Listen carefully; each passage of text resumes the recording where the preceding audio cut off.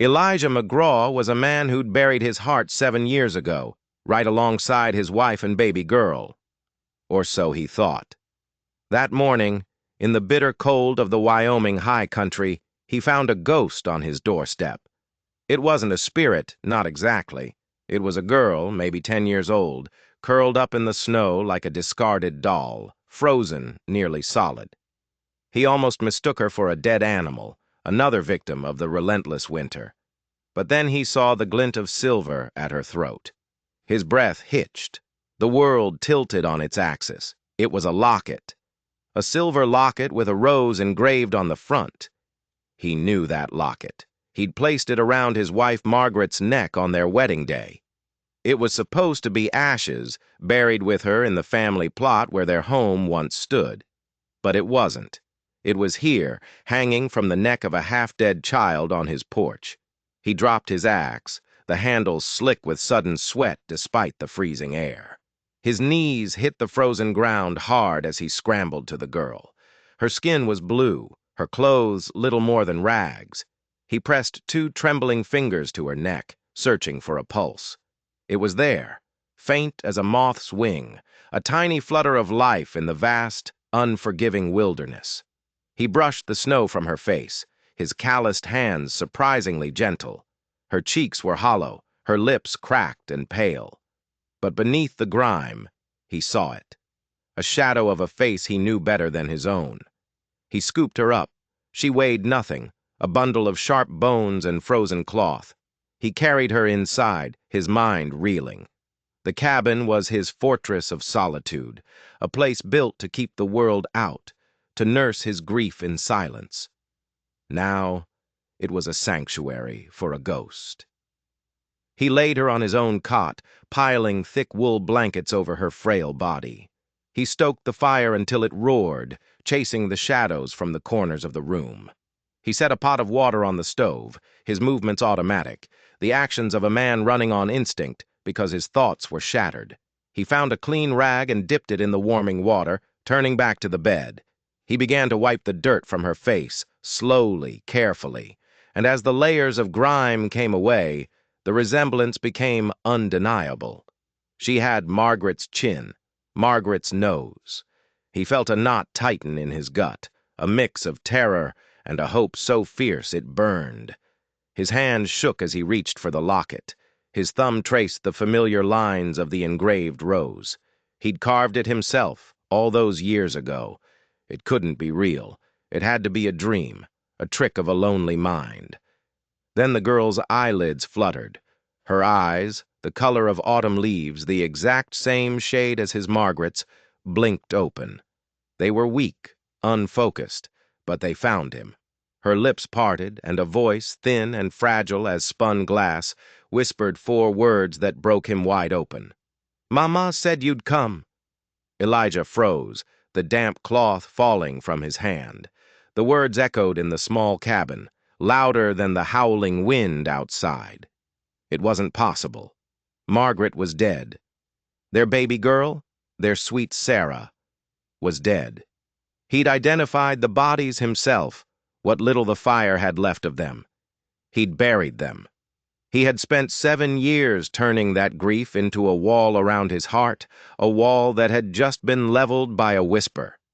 He knelt by the bed, his mind a storm of confusion and pain. This girl, Anna she had called herself, was an impossibility, a living, breathing paradox, wearing his dead wife's locket and speaking his dead wife's words. He spent the rest of that day and the long night that followed in a haze, tending to her. He forced spoonfuls of warm broth between her cracked lips, a drop at a time.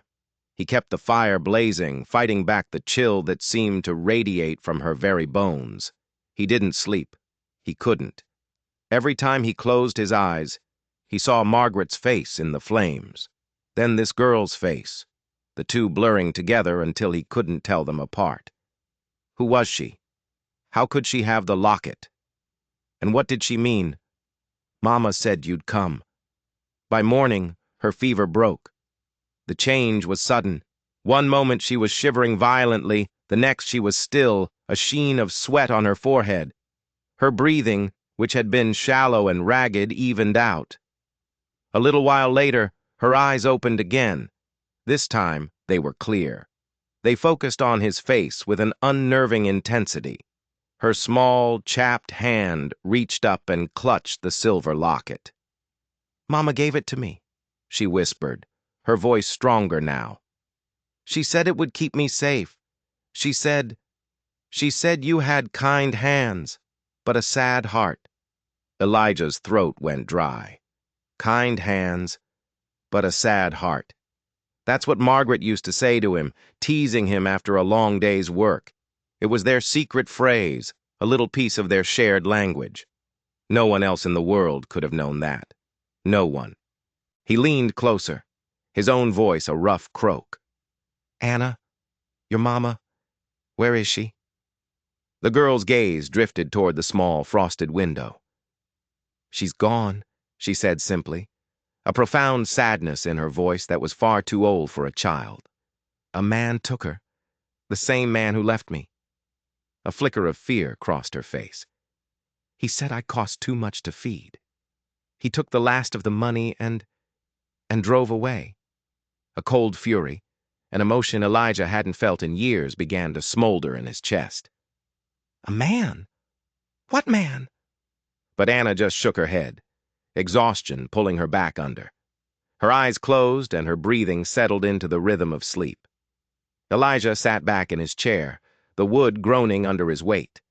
He felt like he'd been struck by lightning. This wasn't just a lost child who'd stumbled upon his cabin by chance. This was a message, a riddle sent from the grave. Margaret hadn't died in that fire. The official report, the bodies, the entire narrative he had built his lonely life upon. It was all a lie. But if Margaret had survived, where had she been for 7 years? And why had she sent their daughter? It had to be their daughter. To him only now. The next 2 days passed in a strange, dreamlike state. Anna's strength returned with startling speed. Color crept back into her cheeks. She was a quiet child, watchful, but with a resilience that amazed him. She ate the simple meals he prepared with a desperate hunger that broke his heart. She told him snippets of her life, a confusing and fragmented story of moving from town to town, of a mother who was always sad and always looking over her shoulder, and of a series of uncles who came and went. The last one was the one who had abandoned her. On the 3rd evening, as dusk settled over the snow-covered plains, she was sitting by the fire, humming. It was a tuneless little melody at first, but then it settled into a familiar hymn. Elijah froze, a half-carved piece of wood dropping from his hands. It was Margaret's song, the one she hummed when she was mending clothes, the one she sang to the baby growing in her belly. He hadn't heard that song in 7 years, but it was etched into his soul. Anna looked up at him, her wide, leaf-green eyes catching the firelight. "Did my mama sing it for you too?" she asked, her voice soft. Elijah couldn't speak. He could only nod, a lump forming in his throat. He turned his face toward the fire, hiding the sudden sting in his eyes. He had no doubt anymore. This was his child, his and Margaret's. But the knowledge didn't bring peace. It brought 1,000 more questions. If this was his daughter, where was her mother? Why was she alone? A small hand slipped into his. He looked down to see Anna standing beside his chair, looking up at him with a hopeful, trembling expression. Would you want me to stay here?" she whispered. The question hung in the air, fragile and immense. For 7 years he had wanted nothing more than to be left alone with his ghosts. But this wasn't a ghost. This was flesh and blood. This was his daughter. The words, "You can't stay," died on his tongue. Instead, his rough, scarred hand closed around hers.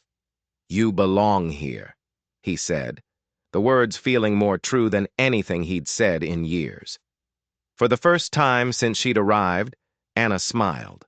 A real, genuine smile that lit up her whole face.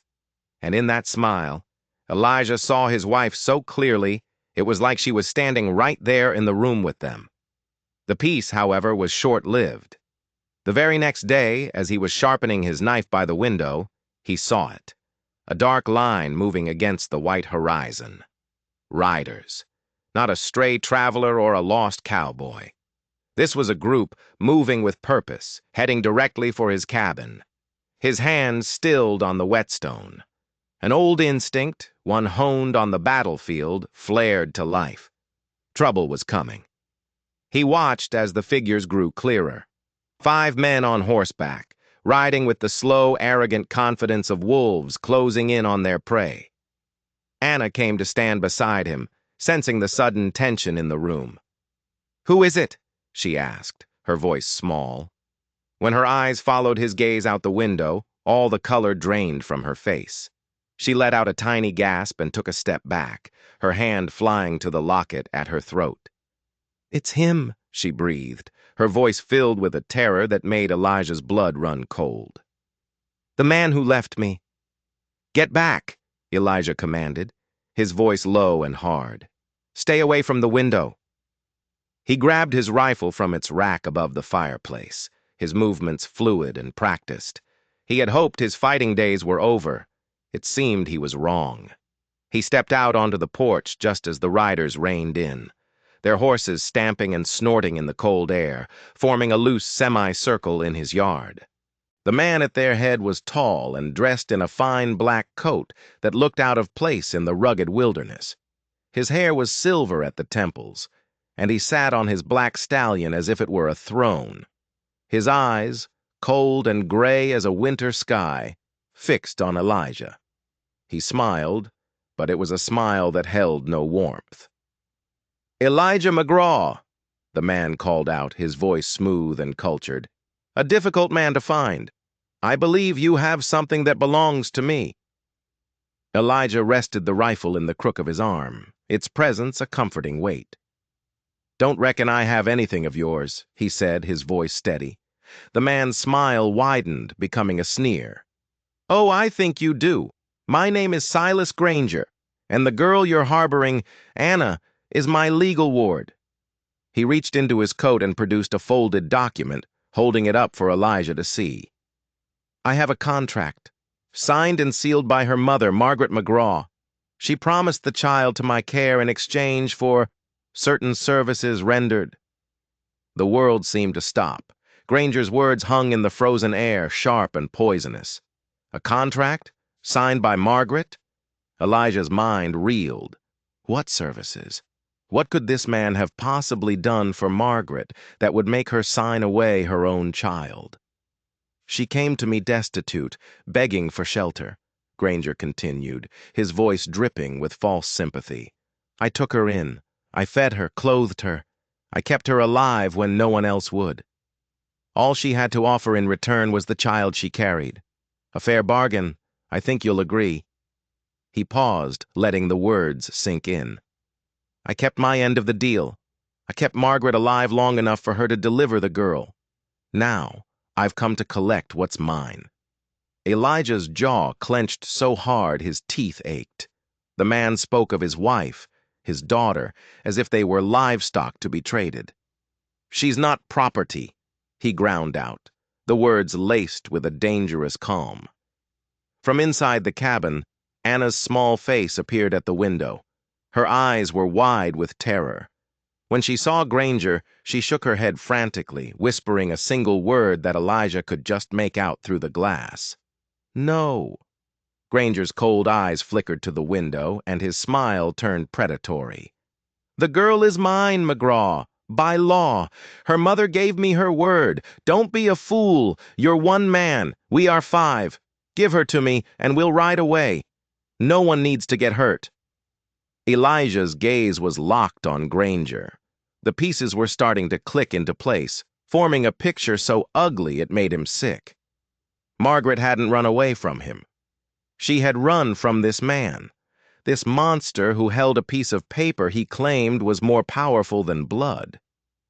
"The only word I honor," Elijah said, his voice dropping to a low growl, "is the one Margaret gave me on our wedding day. That child carries my blood. That makes her mine. For a long moment, there was only the sound of the wind whipping across the plains. Then Granger's mask of civility dropped away. His face hardened into a cruel mask. He subtly raised his hand, and all hell broke loose. Gunfire erupted, shattering the winter silence. Wood splintered from the porch posts as bullets tore through the air. Elijah didn't hesitate. He fired back, not wildly, but with the deadly precision of a seasoned soldier. One of Granger's men yelped as his hat was shot clean off his head. Another's horse reared in panic, throwing its rider into the snow. "Inside, Anna! Get down!" Elijah roared, ducking back through the doorway as a hail of bullets chewed up the wood where he had been standing. He slammed the heavy oak door shut and dropped the thick iron bar into place. Glass from the front window shattered, spraying across the floor.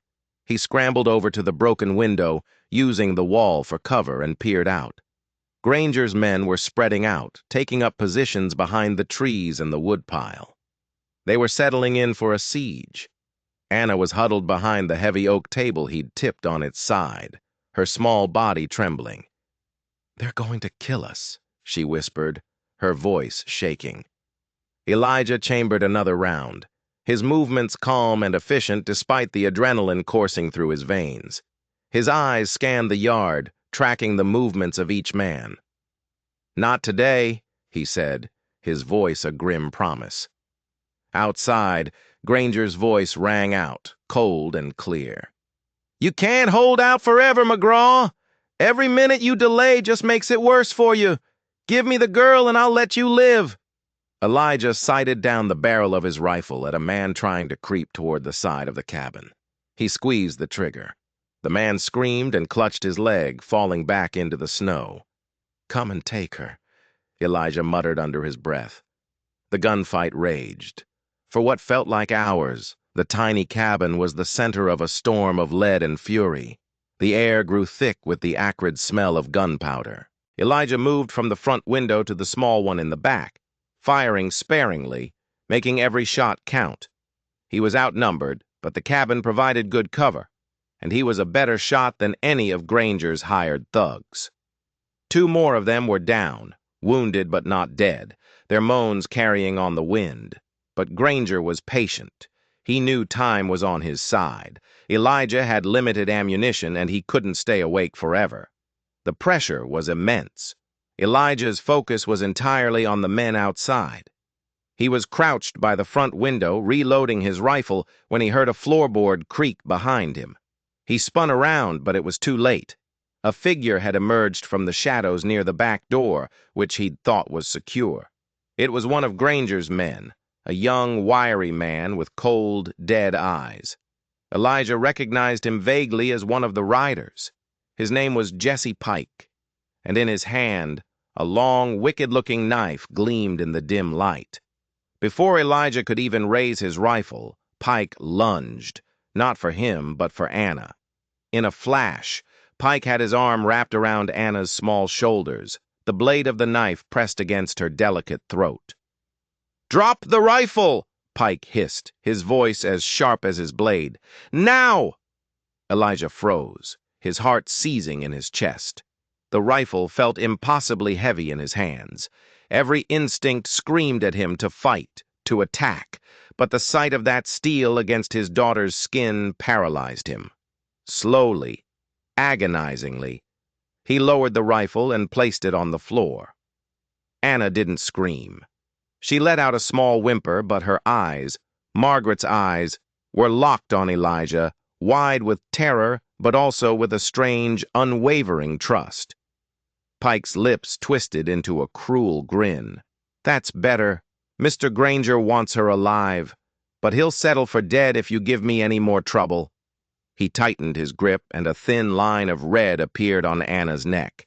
She gasped. "Let her go," Elijah said, his voice dangerously low.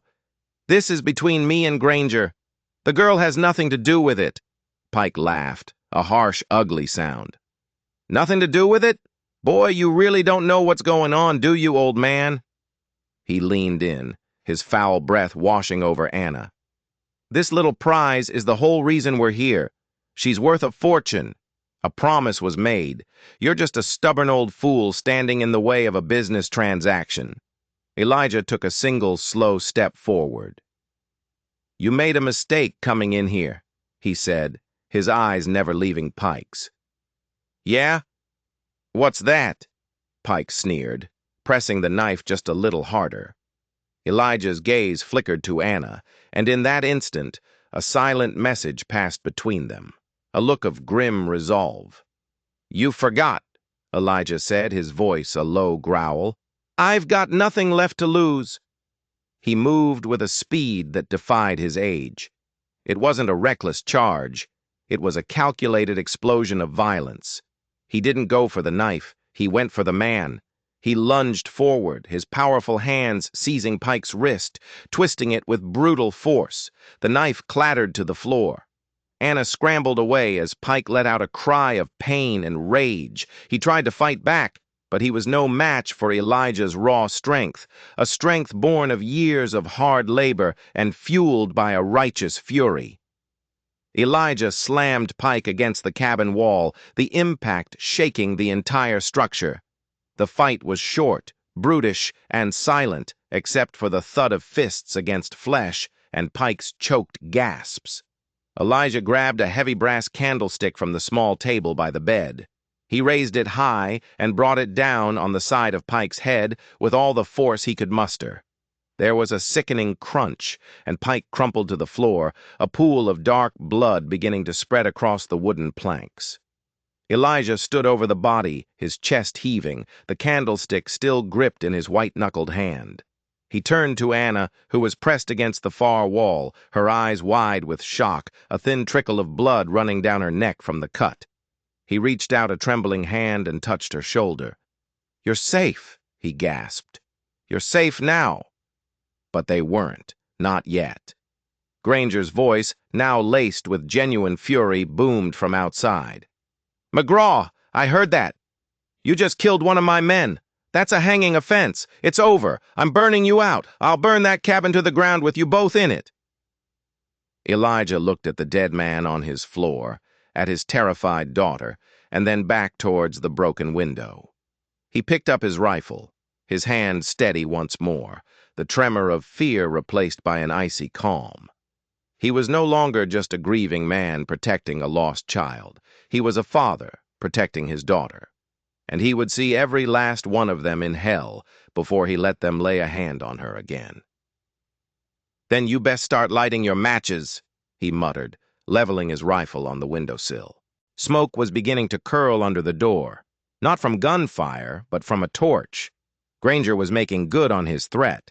Panic, cold and sharp, tried to claw its way up Elijah's throat, but he forced it down. He couldn't afford to panic. He had to think. The cabin was a tinderbox. They had minutes, at most. He looked at Anna, huddled by the hearth, her face pale in the firelight. He had failed. He had brought her into this sanctuary only for it to become their tomb.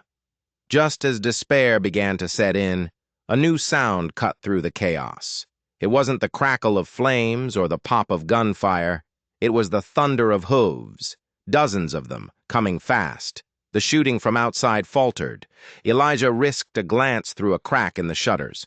A column of riders was cresting the nearby ridge, fanning out as they charged down into the small valley. At their head was a man with a silver star glinting on his chest, Sheriff Caleb Hart. "Hold your fire! In the name of the law!" The sheriff's voice boomed, a voice accustomed to command. The siege broke. Granger's remaining men, caught between the cabin and the posse, looked uncertain. The man with the torch dropped it in the snow, where it hissed and died. For the first time in hours, a fragile silence descended upon the yard. Sheriff Hart reined in his horse, his hard gaze sweeping over the scene. He took in the bullet-riddled cabin, the wounded men groaning in the snow, and the body of Jesse Pike, now dragged partially out the back door by one of his comrades. "McGraw, Granger, what in God's name is going on here?" Hart demanded. Before Elijah could answer, Silas Granger rode forward, his composure perfectly restored. He looked not like a man who had just laid siege to a cabin, but like a concerned citizen appealing to the law. He held up the contract. "Sheriff, thank God you're here. We came to serve this lawful guardianship order. This man, McGraw, has abducted my ward. When we tried to retrieve her peacefully, he opened fire. He's a madman. He murdered one of my men in cold blood." Sheriff Hart's eyes narrowed, his gaze shifting from the contract in Granger's hand to the dead body, then to Elijah, who now stood in the shattered doorway of his cabin. Elijah looked like a wild man, his face streaked with soot and blood, his shirt torn, his eyes burning with a weary fire. "Is that true, Elijah?" the sheriff asked, his voice laced with suspicion. "You killed that man?" "He was inside my home," Elijah said, his voice hoarse. "He held a knife to my daughter's throat. I did what I had to do," Granger scoffed. "His daughter? Sheriff, the man is delusional with grief. His wife and child died 7 years ago. Everyone knows that. This paper proves my claim. It's signed by Margaret McGraw herself. The law is on my side. He has no claim to the girl, none at all." The sheriff looked troubled. He was a man who believed in the law, in the power of the written word. He'd known Elijah for years as a quiet, solitary man, but never a liar or a killer. Yet the evidence was damning. A legal document, a dead body. It didn't look good. "Elijah," he said slowly, "a paper like this, it carries weight in a courtroom. I can't just ignore it." It was happening. Elijah could feel it slipping away. The law, which was supposed to protect the innocent, was being twisted into a weapon against him. He was going to lose her. After just finding her, he was going to lose her all over again. But then a small figure stepped out from behind him. Anna. She was pale, and the red line on her neck was a stark reminder of how close she'd come to death. But her chin was up, and her eyes were clear. She clutched the silver locket in her small fist as if it were a shield. Her voice, though quiet, rang out with absolute certainty across the silent yard. "He's lying." Every eye turned to her. Sheriff Hart leaned forward in his saddle, studying the small girl who stood defiantly in the face of so much violence. He looked from her determined face to Granger's smooth, confident one. A seed of doubt had been planted. Elijah found his voice again, low and steady. "Sheriff, some laws are written in ink by men with money and power. Other laws are written in blood. The truth isn't on that piece of paper. The truth is standing right here."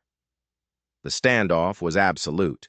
The cold Wyoming wind whipped around them, carrying the scent of pine and gunpowder. It was law versus justice, a rich man's contract versus a poor man's bond. And Sheriff Hart was standing squarely in the middle, the deciding vote. Silas Granger seemed to sense the tide turning. He played his final card. "Sheriff, this is simple. The man resisted a lawful claim and committed murder. The contract is legal. His story is a fantasy. Arrest him, hang him, it's the law." Elijah's grip tightened on his rifle. His body screamed with exhaustion and pain, but his resolve had never been stronger. "That paper is a lie," he said, his voice ringing with conviction. "This girl is my blood, Margaret's blood, and no piece of paper you forged is going to change that." Anna stepped even closer to him, her small hand finding his. She looked up at him, and her voice, though just a whisper, carried to him like a prayer. "Papa, don't let him take me." That one word, Papa, was like a brand on his heart. It burned away the last 7 years of cold, empty grief. It filled him with a strength he didn't know he possessed. He was a father, and he would die on this frozen patch of dirt before he failed his daughter. Granger's confident smile finally faltered. He looked at the sheriff, whose face was now a mask of uncertainty. "Sheriff, are you going to listen to this madman? He has no rights." Elijah raised his rifle. His movements were slow, deliberate. He leveled the barrel directly at Silas Granger's heart.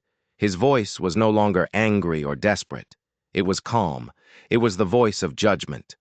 You have your law on paper, Granger, but I have mine. It's a law made of vows, of blood, of the family you tried to tear apart. And my law says you will never touch her again." Granger's eyes widened in disbelief, his hand twitching towards the pistol at his hip. It was the last mistake he ever made. The rifle cracked, the sound echoing like a clap of thunder across the valley. Granger jerked violently in his saddle, a dark stain blossoming on the front of his fine black coat. He stared at Elijah, a look of pure shock on his face, before toppling sideways from his horse and crashing to the frozen ground. For a heartbeat, no one moved. Then the world exploded back into motion. The remaining two of Granger's men threw down their guns, their hands shooting into the air. The deputies surged forward, securing them. Sheriff Hart swung down from his horse, his boots thudding on the hard-packed earth. He walked over to Granger's body, nudged it with his boot, then looked up at Elijah. He walked slowly toward the porch, his eyes not on the rifle, but on Anna, who was clinging to Elijah's leg. He stopped a few feet away, his expression unreadable. Then he took off his hat. "Some laws are written in ink," he said, his voice low and gravelly, "and some are written in blood. I reckon I won't make the mistake of confusing the two again." He then noticed the locket clutched in Anna's hand. "What's that you've got there, little one?" Anna's fingers fumbled with the clasp. It was stiff, but with a final effort she managed to pry it open. She didn't show them a picture. Instead, she used a small fingernail to pry up the picture's backing.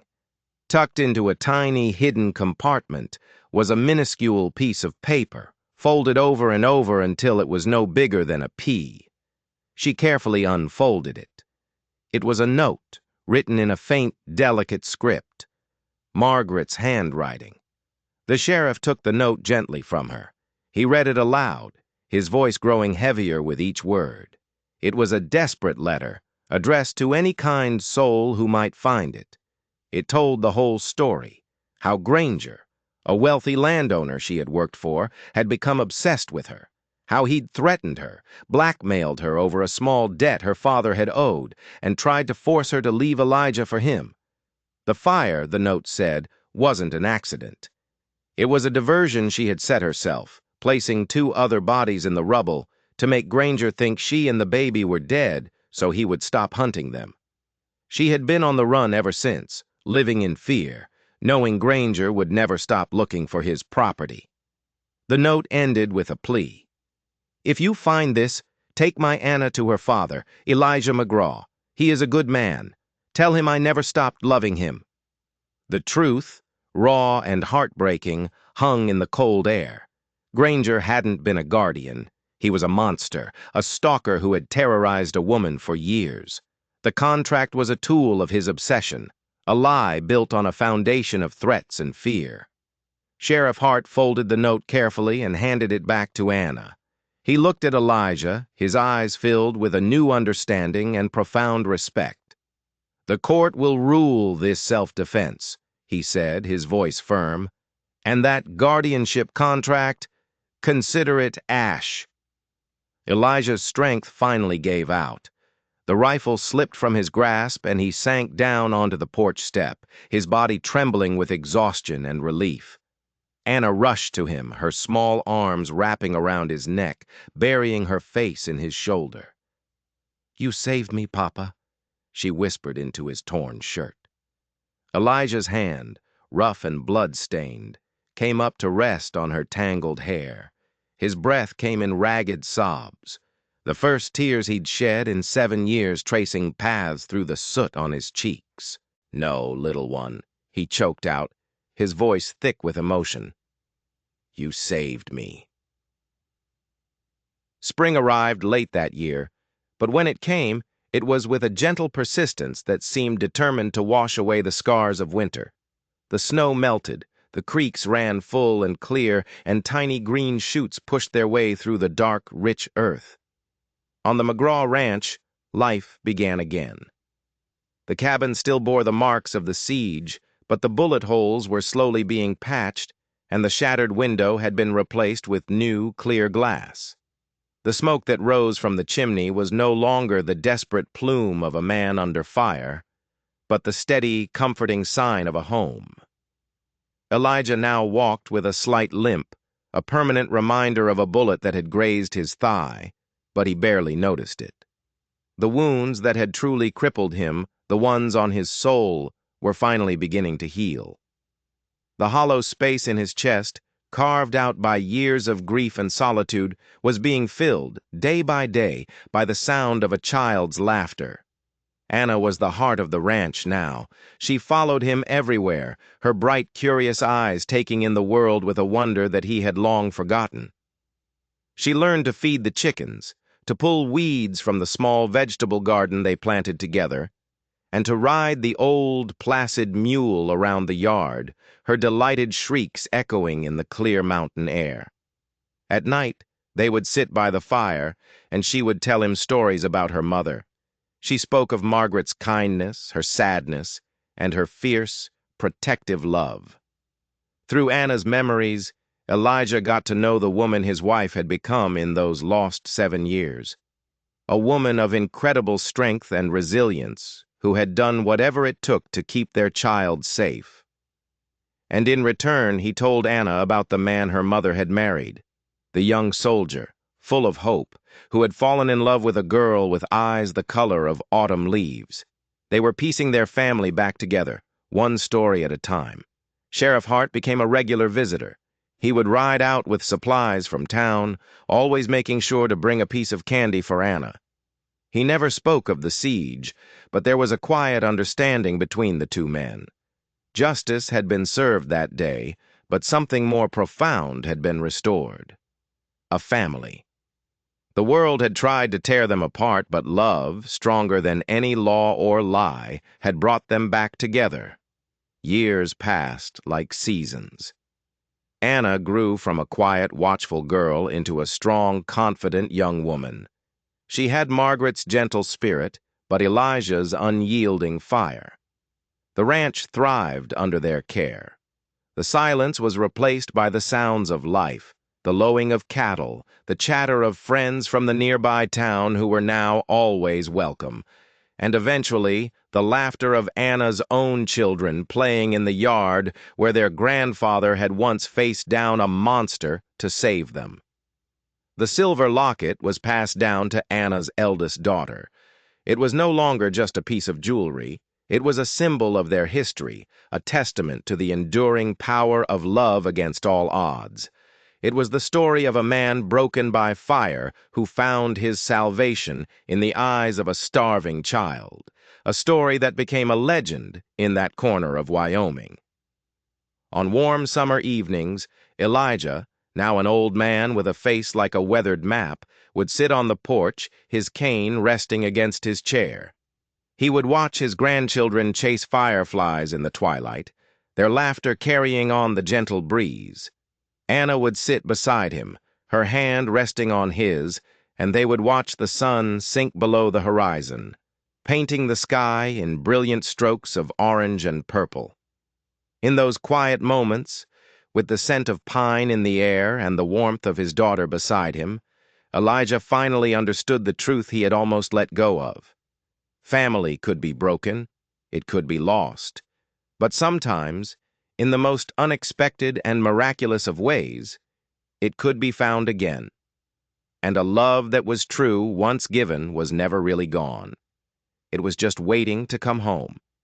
If this story reminds you of the power of family and hope, don't forget to hit that like button and subscribe for more tales of the unexpected. What do you think was the most shocking twist in Elijah and Anna's journey? Let me know in the comments below.